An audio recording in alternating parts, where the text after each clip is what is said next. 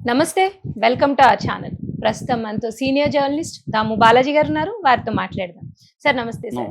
నిన్న పోలీస్ స్టేషన్‌లో అల్లు అర్జున్‌ని విచారిస్తున్న సమయంలో పోలీసులు ఎదురుగా అల్లు అర్జున్ కొంచెం ఎమోషన్ అయ్యి ఏడుస్తూ నాదే తప్పు అని ఒప్పుకున్నాడని.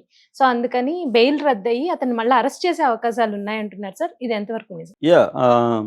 మామూలుగా పోలీసులు బెయిల్ ఇవ్వడం అనేది పోలీసులు వ్యతిరేకిస్తున్నారు. ఎందుకంటే ఆయన మీద పెట్టిన section non bailable 105 BNS and 118 BNS. 105 ఏమో కల్పబుల్ హోమిసైడ్ అని చెప్తుంది. Culpable homicide not amounting to murder. Culpable homicide అంటే అర్థం ఏంటంటే మనం చేసే చర్యల వల్ల ఏదైనా మనం చేసినా లేక చేయని చర్యల వల్ల మనకు తెలుసు వ్యక్తుల ప్రాణాలు పోవచ్చని తెలుసు. అంటే నాలెడ్జ్ ఉంటుంది కానీ ఇంటెన్షన్ ఉండదు, చంపాలనే ఉద్దేశం ఉండదు, కానీ చచ్చిపోతారని తెలిసి కూడా చేయడం. అట్లా ఈయన వెళితే అక్కడ ప్రమాదం జరగచ్చు, చనిపోతారని తెలిసి కూడా ఈయన వెళ్ళాడు కాబట్టి ఈ సెక్షన్ పెట్టారు. రెండవదేమో 118 బిఎన్ఎస్ భారతీయ న్యాయ సంహిత 118వ సెక్షన్ ఏం చెప్తుందంటే voluntarily harming somebody with dangerous weapons. అంటే కావాలని వేరే వాళ్ళని గాయపరచాలన్న ఉద్దేశంతో డేంజరస్ వెపన్స్తో కానీ మీన్స్తో కానీ వెళ్ళడం. అది ఈయనకి ఎలా వర్తిస్తుందో నాకైతే మాత్రం అర్థం కాలేదు. సరే, అది కూడా పెట్టారు. ఈ 2 సెక్షన్లు పెట్టారు. ఫస్ట్ దానికి లైఫ్ వరకు పడుతుంది. కల్పబుల్ హోమిసైడ్ అనేది యావజ్జీవ కారాగార శిక్ష వరకు కూడా పడే అవకాశం ఉంది. అయితే మినిమం 5 years నుంచి 10 years వరకు మామూలుగా అయితే పడుతుంది. సో ఇవి పెట్టారు ఆయన మీద. సో ఈ క్రమంలో ఆయనకి ఈ బెయిల్ రావడం, అది కూడా ఇంటీరియం బెయిల్, అది కూడా ఇప్పుడు ఎలాగో వచ్చింది, క్వాష్ పిటిషన్ విచారణ సందర్భంగా బెయిల్ ఇవ్వడం. కాబట్టి ఇది వర్తించదని, బెయిల్ ఈయనకి ఇవ్వకూడదు. ఏమన్నా ఉంటే ఆయన కింది కోర్టులో, ఎక్కడైతే ట్రయల్ కోర్టు అంటారో అక్కడ క్రిమినల్ కోర్టు నాంపల్లి, అక్కడ బెయిల్ కేసుకోవాలి తప్ప యాంటిసిపేటర్కి ఈయన హైకోర్టులో వచ్చి ఈ సందర్భంగా బెయిల్ ఇవ్వడం అనేది కరెక్ట్ కాదని చెప్పి వాళ్ళు నమ్ముతున్నారు. అట్లాగే కౌంటర్ వేయడానికి కూడా టైం ఇవ్వకుండా బెయిల్ ఇచ్చేశారని. కౌంటర్ వేయడం మండేకి అడిగారు. ఎందుకు వాళ్ళు ప్రాసిక్యూషన్ చెప్పింది ఏంటంటే అల్లు అర్జున్ని రావద్దని క్లియర్గా పోలీసులు ఇన్స్ట్రక్షన్స్ ఉన్నాయి, అయినా వచ్చాడని. దానికి ప్రూఫ్ ఏందని అడిగితే మండేకి టైం ఏంటి అన్నారు. కానీ మండే వరకు టైం ఇవ్వలేదు, ఫ్రైడేనే బెయిల్ ఇచ్చేస్తారు. సో ఇప్పుడు వాళ్ళ దగ్గర ప్రూఫ్ లెటర్ కూడా ఇష్యూ చేశాము మేము. అంటే థియేటర్ వాళ్ళు పర్మిషన్కి మాత్రమే లెటర్ పెట్టారు. లెటర్ పెట్టింది అక్నాలజ్మెంట్ ఏసీపీ రమేష్ ఇచ్చాడు, కానీ పర్మిషన్ అయితే ఇవ్వలేదు. ఇవ్వకపోగా థియేటర్కి క్లియర్గా చిక్కడపల్లి పోలీస్ స్టేషన్ నుంచి లెటర్ పెట్టాం. ఏమని, అల్లు అర్జున్ కానీ నటినట్లు కానీ ఎవరు రావద్దని చెప్పండి, వస్తే ప్రమాదం జరిగే అవకాశం ఉంది, క్రౌడ్స్ని మేము కంట్రోల్ చేసేంత ఫోర్స్ మా దగ్గర లేదు అనేది మేము క్లియర్గా ఇచ్చాము. ఇచ్చినా కూడా అల్లు అర్జున్ వచ్చాడు.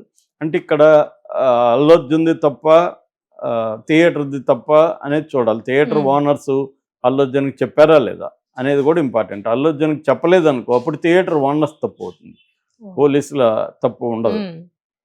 ఏదేమైనా అల్లు అర్జున్ తెలియకుండా, అంటే కన్ఫామ్ చేసుకోకుండా రావడం, అనుమతి ఉందా లేదా తెలుసుకోవాలి కదా అల్లు అర్జున్ వచ్చే ముందు. అంటే నేను రావడానికి అనుమతి తీసుకున్నారా లేదా అని తెలుసుకొని కదా రావాలి. అది కూడా నేరం అవుతుంది. తెలుసుకోకుండా వెళ్ళాడు కాబట్టి జరిగింది. ఆయన కానీ తెలుసుకొని ఉంటే, థియేటర్ యాజమాన్యానికి ఫోన్ చేసి నేను రావచ్చా రాకూడదు అని చెప్పుంటే ఆయన ఈ ప్రమాదం జరిగేది కాదనేది కూడా ఆర్గ్యుమెంట్ ఉంటుంది. అయితే ఇప్పుడు నిన్న మార్నింగ్ 11:05 స్టార్ట్ అయ్యి 2:45 వరకు, అంటే దాదాపు 3:40 వరకు విచారణ జరిగింది. అల్లు అర్జున్ని చిక్కడపల్లి పోలీస్ స్టేషన్లో DCP Akanksha Yadav and ACP Ramesh and CI Nayak, వీళ్ళు ముగ్గురు కలిసి, రాజు నాయక్ ముగ్గురు కలిసి అల్లు అర్జున్ దాదాపు 20 ప్రశ్నలు చాలా డీటెయిల్గా అడిగినట్టుగా చెప్తున్నారు. మధ్యలో ఆయనకు వీడియో ఫుటేజీ, ఫోటోలు అవన్నీ కూడా చూపించారు. సో ప్రతి 1 hourకి కొంత గ్యాప్ ఇచ్చారు. ఆ గ్యాప్లో అల్లు అర్జున్ ఇంట్లో నుంచి తీసుకెళ్ళిన డ్రై ఫ్రూట్స్, బిస్కెట్లు తిన్నట్టుగా చెప్తున్నారు. టీ మాత్రం పోలీస్ స్టేషన్లో టీ తెప్పించి ఇచ్చారని చెప్తున్నారు. సో ఆయన ఇంక వేరే ఏమీ తీసుకోలేదు. అయితే ఆయన మధ్య అంటే అడ్వకేట్ కూడా అశోక్ రెడ్డి అని అడ్వకేట్ కూడా ఆయనతో పాటు ఉన్నారు, ఓకే అలో సార్. చేశారు. మిగతా వాళ్ళని ఎవరిని అలో చేయలేదు, మ్మ్. అందరిని పంపించేశారు. పెద్ద ఎత్తున సెక్యూరిటీ కూడా అక్కడ ఎవరిని పోలీస్ స్టేషన్లోకి అలో చేయలేదు, మ్మ్. పెద్ద ఎత్తున సెక్యూరిటీ ప్రొవైడ్ చేశారు.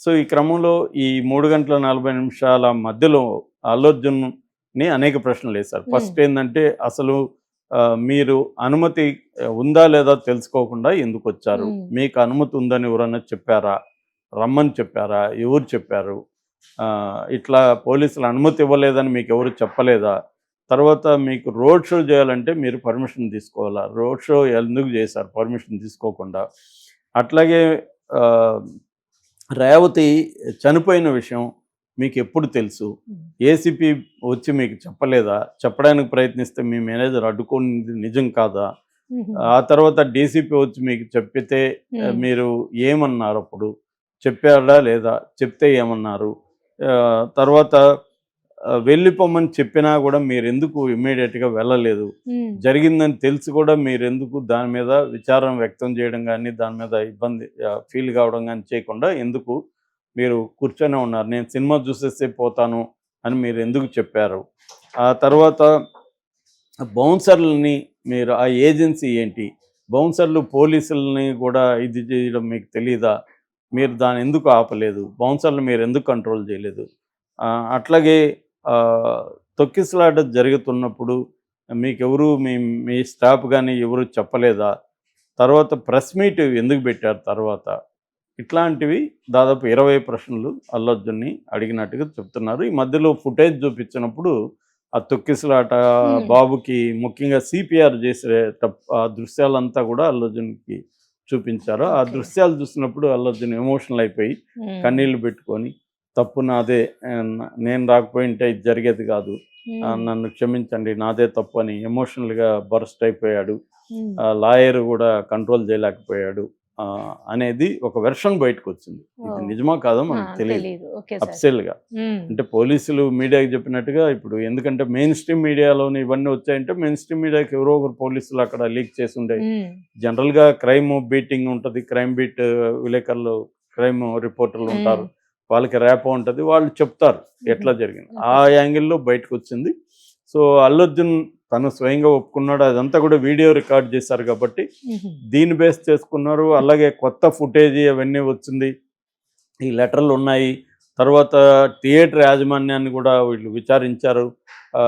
కొత్తగా నిన్న ఒక కుర్రవాడు ఆంటోనీ అనే ఒక అబ్బాయిని అరెస్ట్ చేశారు. ఆంటోనీ ఎవరంటే ఒక బౌన్సర్ ఏజెన్సీ అతను అనమాట. ఆ బౌన్సర్ ఏజెన్సీ అతన్ని అరెస్ట్ చేశారు. సో అతను ఆ బౌన్సర్లతో కూడా దగ్గరున్న బౌన్సర్లు బాడీగార్డ్లతో మాట్లాడారు. వాళ్ళు కూడా కొంతమంది అల్లు అర్జున్ది తప్పు అని పోలీసులకు చెప్పినట్టుగా చెప్తున్నారు. వాళ్ళల్లో ఈ ఆంటోనీ కానీ లేకపోతే ఇంకెవరో ఒకరు మొత్తానికి బాడీగార్డు అప్రూవర్గా మారాడని కూడా ఒక వర్షన్ బయటకు వస్తుంది. సో దానివల్ల అల్లు అర్జున్ని లీగల్గా స్ట్రాంగ్గా ఇరికిస్తున్నారు అనేది వస్తుంది. సో బెయిల్ కూడా ఈ గ్రౌండ్స్ అన్నా తీసుకొని ఒక ప్రాపర్గా ఇన్వెస్టిగేషన్ అంతా చేసినాక బెయిల్ రద్దు పిటిషన్ హైకోర్టులను ముందు వేయబోతున్నారు. హైకోర్టులో కానీ బెయిల్ రద్దు పిటిషన్ కన్సిడర్ చేయకపోతే అప్పుడు సుప్రీంకోర్టుకి వెళ్తారు అనేది ఇప్పుడు వస్తున్న వార్త.